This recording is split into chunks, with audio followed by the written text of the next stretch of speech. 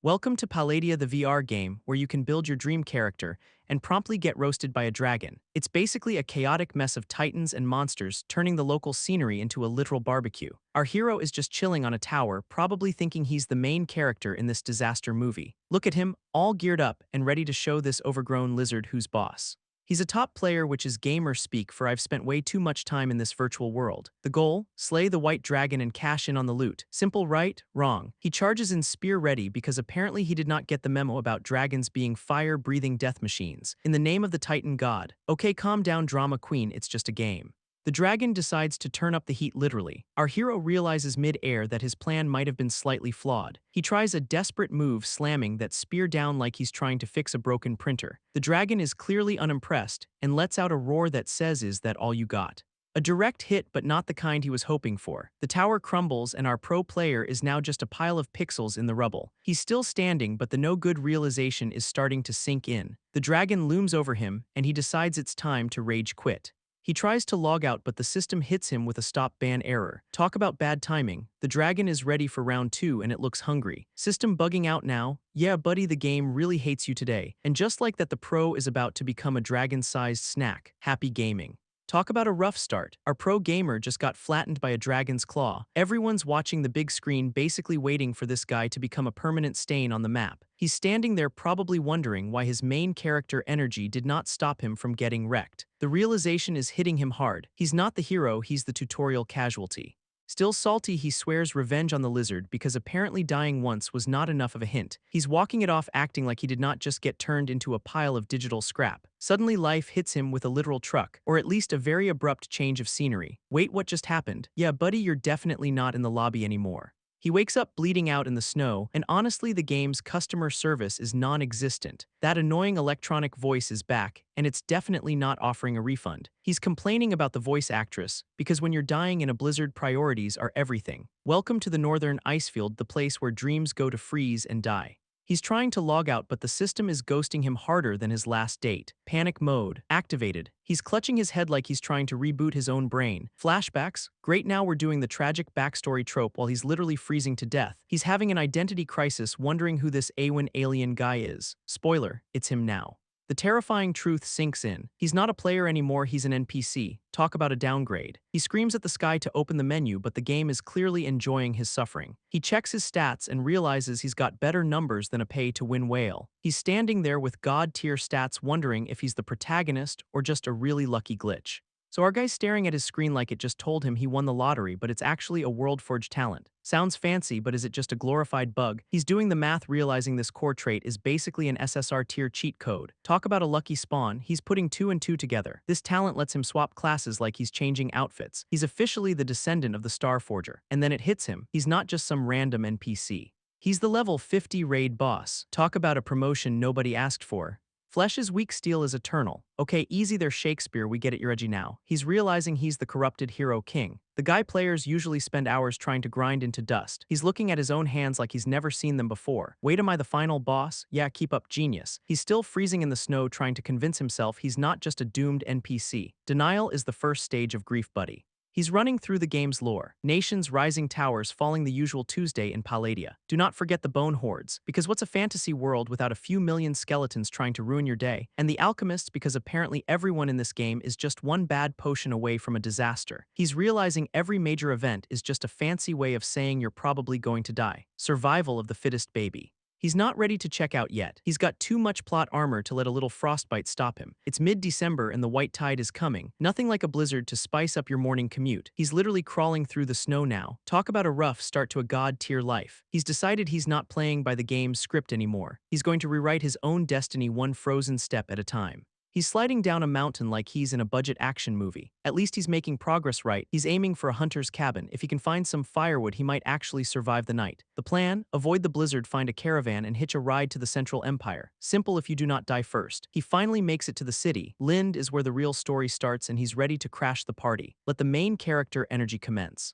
Our guy is locked in, deciding to pivot back to his old main, the Alchemic Knight. It's a high-tier class born from arcane alchemy, basically the ultimate armor-forging cheat code. Suddenly he hears movement in the snow. Is he about to get a guest or just more trouble? He's struggling to move, probably wishing he had a health potion instead of just main character vibes. He pulls himself up, eyes scanning the horizon like he's looking for a respawn point. He realizes someone's riding this way, which is weird because nobody in their right mind comes to this frozen wasteland. In the distance, a group of riders appears, and let us just say they are not here for a friendly chat. He's mounted up on a giant bird, trying to outrun the inevitable because running away is a valid strategy. The pursuers are closing in, and they look like they've got some serious bad guy energy with those glowing blue horses. Arrows are raining down like a bad weather forecast, and he's doing his best to dodge the incoming nerf. These guys are relentless, firing crossbows like they're trying to hit a high score in an arcade game. He takes a closer look and realizes something's super wrong. Those horses are not breathing in the cold. Undead mounts, because of course the nobles of Eland have to make everything extra spooky and silent. He's pushing his bird to the limit, weaving through the terrain like he's playing a high-stakes racing game. And just when things get interesting, total blackout. Talk about a cliffhanger. So our hero is stuck in a snowy wasteland, and he's realized he's not just some random NPC. He's in the middle of a major plot point involving a future queen. And look who's crashing the party. 3 goons on ghost horses, probably thinking they're the main characters. Our guy's not having it. He's done being the tutorial casualty. It's time to show these guys how a real player handles a gank. He dives into the snow, probably hoping for a stealth bonus, but let us be real. He's just trying to survive. The goons are all should we take them alive, and the leader is like nah, just delete them. Rude. They're firing crossbows like they're playing a budget shooter, and our hero is dodging like his life depends on it, because it totally does. One of the ghost horses tries to trample him, but he's not going down without a fight. He grabs the horse's leg like he's trying to win a wrestling match. Talk about a power move. The rider is panicking, probably wondering why the NPC is suddenly fighting back like a raid boss. Our hero goes for the counterattack, showing these guys that he's not just a snack, he's the main course. He triggers his barbarian rage state. Strength +4, that's the kind of buff that turns a bad day into a total massacre. The goon realizes he's in trouble, but it's a little late for an apology, do not you think? He's literally defending a chocobo. I mean, who attacks a giant bird? These guys have no chill. He stabs the goon with zero hesitation. That's not a player anymore. That's a professional problem solver. He takes down the first guy and calls them out for being bat spawn scum. Tell us how you really feel. The others are still trying to take him out, but he's already moved on to the next target. He uses the goon as a human shield, or should I say a vampire shield? Either way, it's a pro gamer move. He's analyzing their durability like he's reading a patch note. Vampires can take a hit. Good to know for later. Meanwhile, the princess is still trying to steer her giant bird through this disaster. The leader is still trying to finish the job, but he's about to find out that our hero is the worst person to pick a fight with today. The noble vampire tries to act tough, but our hero is already over this villain monologue. Time for some hands. He slams the goon into the snow like he's deleting a bad save file, checking the stats. 1 tier 2 blood drinker and 2 tier 1 sidekicks. Easy XP. Our hero's internal monologue is basically a pro gamer analyzing the enemy's weak points. Time to finish you off. He's not here to negotiate. He's here to clear the lobby. The vampire tries a fancy blade move, but our guy is ready to parry that nonsense. That was actually a bit dangerous. Okay, maybe he's not invincible, but he's definitely having fun. He catches the blade with his bare hand. Talk about a flex. My turn. The power-up is active, and the goon is about to regret his life choices. The look of pure terror on the vampire's face is priceless. One swift strike later, and the goon is officially out of the game. He's using his rage buff to ignore the pain. Who needs health potions when you've got pure spite? He tosses the sword aside like trash. Is that really all you got? Suddenly, the princess jumps in with a rock. Talk about a surprise attack. She's not messing around, smashing the goon like she's trying to win a prize at the fair. Our hero is like, whoa, okay, I take it back. You're actually useful. He points out the obvious. Her giant bird is looking a little worse for wear. Phylori, she's panicking, rushing over to her feathered friend. She's cradling the bird, clearly more worried about her pet than the dead bodies. The bird lets out a little sound. Looks like it's still kicking. Barely. The bird's down, and the princess is having a total meltdown over her feathered Uber. Our hero stands there, probably thinking, great, now I'm stuck with a royal drama queen. She introduces herself as Fredia but tells him to call her Frey. Fancy name. Pity about the situation. Our guy is checking her out, thinking, yeah, I've definitely seen this character in some special art galleries. She catches him staring and gets defensive. Eyes up here, buddy. He quickly pivots, pretending he just remembered a super important quest objective. Nice save, champ. He's standing over the carnage like a pro who just cleared the room. Look at all that sweet, sweet loot. He's literally looting the bodies while she's still mourning. Priorities, people. He's checking out the gear, probably thinking about how much gold he can flip this for. She finally asks who he is, probably wondering if he's a hero or just a really efficient scavenger. Awen, alien northerner. He's playing it cool, acting like he's not a total glitch in the system. She's shocked he knows the first Blessed Son lore. Guess he's been reading the wiki. He flexes his knowledge of ancient sagas and she's impressed. He's basically a walking lore dump.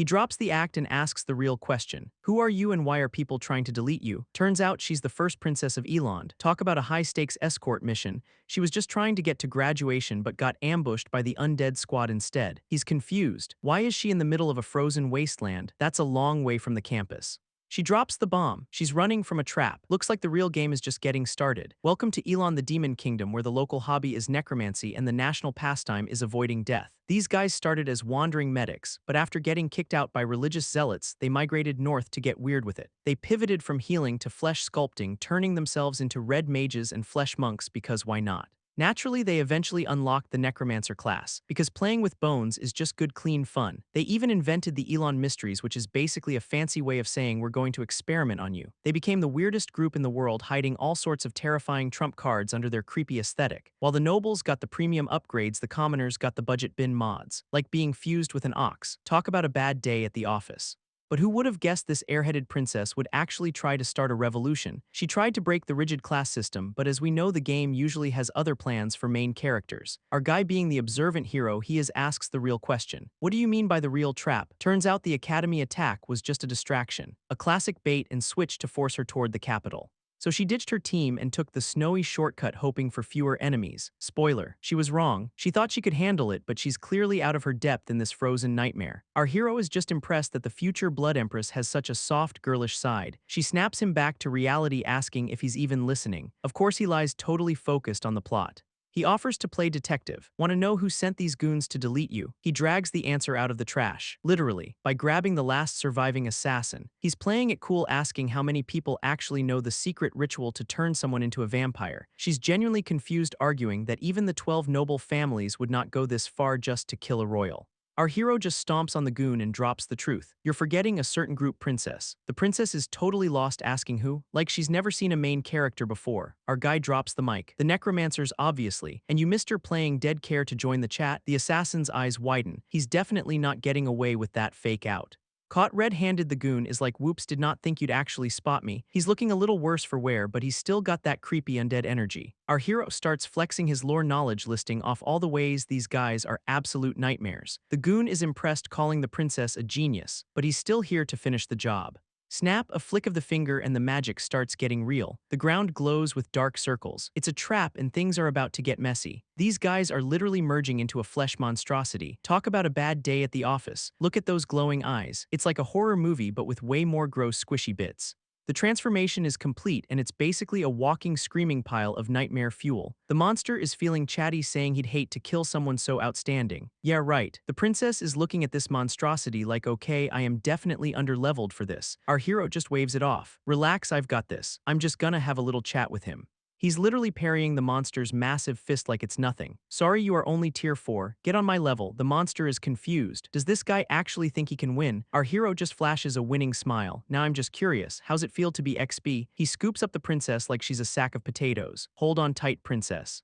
You forgot I'm a barbarian, did not you? Time to use fleet-footed and bounce. Our hero is literally speed running this escort mission, tossing a sassy bye-bye to the goons while carrying the princess like a sack of potatoes. The villain is absolutely losing his mind, whining about how our guy interrupted his skeletal warlord setup. Talk about a sore loser. Things just got real. The goon is merging into a flesh monstrosity and he's still trying to talk trash. Barbarian brat, really? Look at this guy. He's basically a walking screaming pile of nightmare fuel and he's not even finished evolving yet. The monster is fully powered up and screaming after him, like he's the main character of a horror flick. Our hero is completely unbothered, just flexing on the monster for being a measly tier 4. Get on my level, scrub. The monster is spamming magic like a budget shooter, but our guy is just focused on the objective. Boom, the landscape is getting absolutely wrecked, but our hero is still moving with that main character energy. The monster is genuinely confused, asking how a random barbarian knows so much about their creepy necromancy hobby. Our hero's response, me, just a guy passing through. The ultimate Chad move. The monster is done playing nice, threatening to send them both to the grave. Bold words for someone about to be XP.